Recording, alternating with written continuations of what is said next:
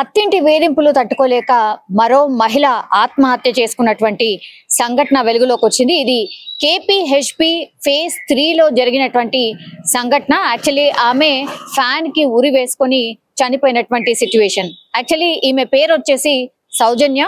ఈమె కేవలం 29 సంవత్సరాలు మాత్రమే.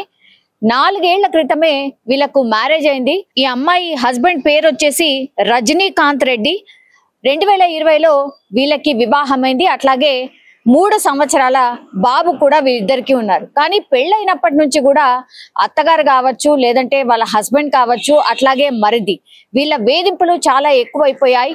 అండ్ దట్టు వరకట్నానికి సంబంధించి ఇంకా కట్నం తెమ్మంటూ వేధించడం స్టార్ట్ చేసినట్టుగా ఆమె క్లియర్ గా ఒక సూసైడ్ నోట్ లో రాసి ఫ్యాన్ కి ఉరి వేసుకొని చనిపోయిన సిచ్యువేషన్ అయితే కనిపిస్తోంది. పోలీసులు తెలిపిన వివరాల ప్రకారం అయితే యాక్చువల్లీ ఈ అమ్మాయి వచ్చేసి సౌజన్య ఈమె పేరు. అయితే పెద్దలు కుదిర్చినటువంటి వివాహమే.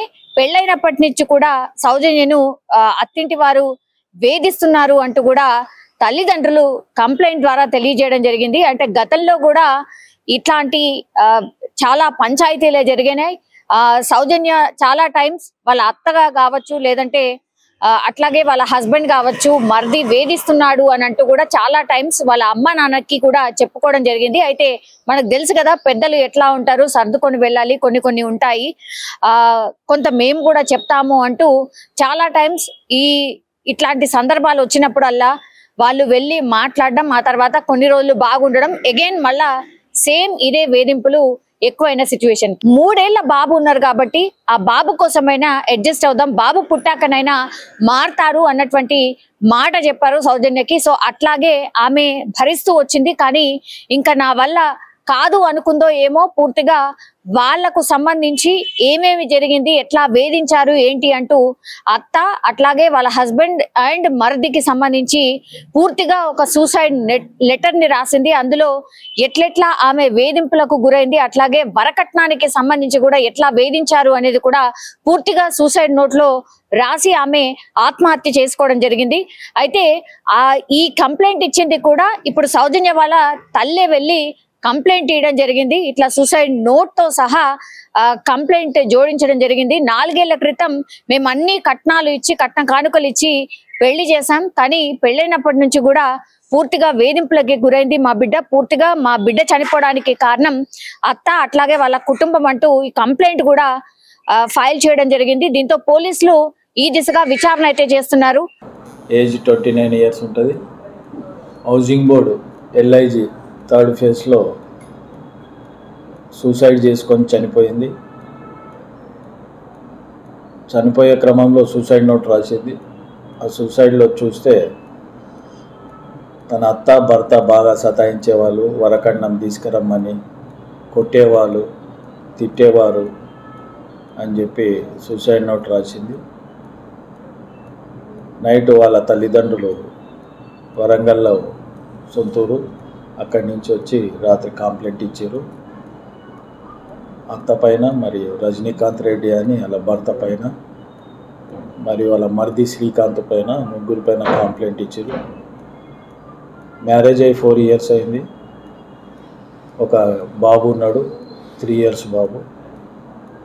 నిందితులను త్వరలోనే పట్టుకుంటాము అన్నటువంటి మాట కూడా చెప్తున్న సందర్భం అయితే కనిపిస్తోంది. మొన్న కూడా ఇట్లాగే ముషీరాబాద్ లో కూడా ఒక అమ్మాయి సూసైడ్ చేసుకోవడం జరిగింది. ఇట్లాగే అత్తింపు వేధింపులు తాళలేకనే ఆమె కూడా సూసైడ్ చేసుకోవడం జరిగింది. వాళ్ళ ఇంట్లో కూడా అత్త మామ అట్లాగే వాళ్ళ హస్బెండ్ ఆడపడుచు కూడా వేధించడంతోనే ఆమె కూడా సూసైడ్ చేసుకోవడం జరిగింది. ఆ కేసులో ఏం జరిగిందంటే ఆమెకి హార్ట్ లో హోల్ ఉందని, పెళ్లి కంటే ముందు హార్ట్ లో హోల్ ఉందని అత్తగారికి పెళ్లి చేసే ముందు చెప్పలేదు. కేవలం 4 నెలలు మాత్రమే అయింది వాళ్ళ మ్యారేజ్ అయి.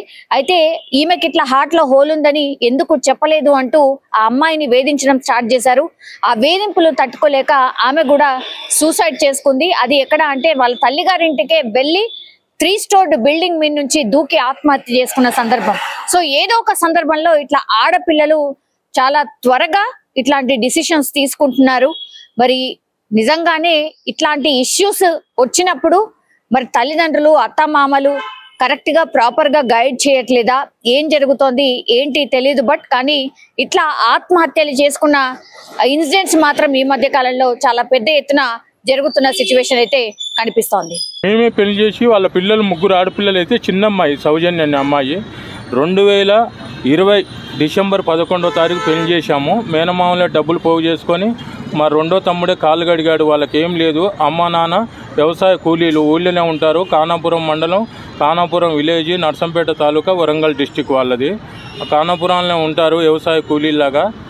ఇంతకుముందు పెళ్ళైన 1 నెల నుంచే వరకట్నం గురించి టార్చర్ పెడుతూ రోజు కొట్టడం, తిట్టడం, అనుమానం వ్యక్తం చేయడము. ఆ అమ్మాయి పెళ్ళయ్యే ముందు శ్రీరామల ఫైనాన్స్లో పనిచేసేది. ఆ ఉద్యోగం కూడా మాన్పించారు. పెళ్ళైనాక 1 ఇయర్కు బాబు పుట్టాడు. 3 ఇయర్స్ ఉన్నాడు ఇప్పుడు ఆ పిల్లోడు. ఆ పిల్లోని కోసం బతకాలని అనుకున్నది. అంతకుముందు 2 ఇయర్స్ బ్యాక్ కొడితేనే పెద్దోళ్ళు వాళ్ళ అమ్మ తల్లిదండ్రులు మేము అందరం కలిసి కౌన్సిలింగ్ ఇచ్చి రెడ్డి కుటుంబాలు బయటపడకూడదని చెప్పే ఉద్దేశంతో అందరిని కలిపి పంపించాము. అలా ఇప్పటికి 4-5 సార్లు జరిగింది. నిన్న సూసైడ్ ముందు రోజు కూడా నైట్ కొట్టాడట. కొడితే బాగా దెబ్బలకు తట్టుకోలేక వాళ్ళ అక్కకు ఫోన్ చేస్తే వాళ్ళ అక్క వచ్చి ఆమె దగ్గర కాపులా పడుకున్నది. నిన్న 11:30కి కూడా వాళ్ళ అక్క అక్కడ అన్వేషణలో ఉన్నది, చూసుకుంటే ఏమన్నా ఇబ్బంది పడుతుందని కరెక్ట్గా 12:30-1 మధ్యలో ఈ అఘాత్యం చేసుకున్నది. వాడు మృగం కన్నా ఎక్కువ మానవ జన్మెత్తిన మనిషి కాదు. రజనీకాంత్ రెడ్డి వాని పేరు. వాడు ఎలా ఉంటాడంటే రౌడీకి ఎక్కువ, బిచ్చమోనికి తక్కువ లెక్క ఉంటాడు. రోజు పని పాట 4 రోజులకు ఒకసారి ఉద్యోగం మానేయడం, వరకట్నం తేలేదు నువ్వు ఏం లేదని. వాళ్ళ మర్ది వేధింపులు, వాళ్ళ అమ్మ వేధింపులు ఇక చెప్పుకోకూడదులేండి. మాకు కొద్దిగా ఇబ్బందిగా ఉంది మేము చెప్పుకుంటానికి కూడా.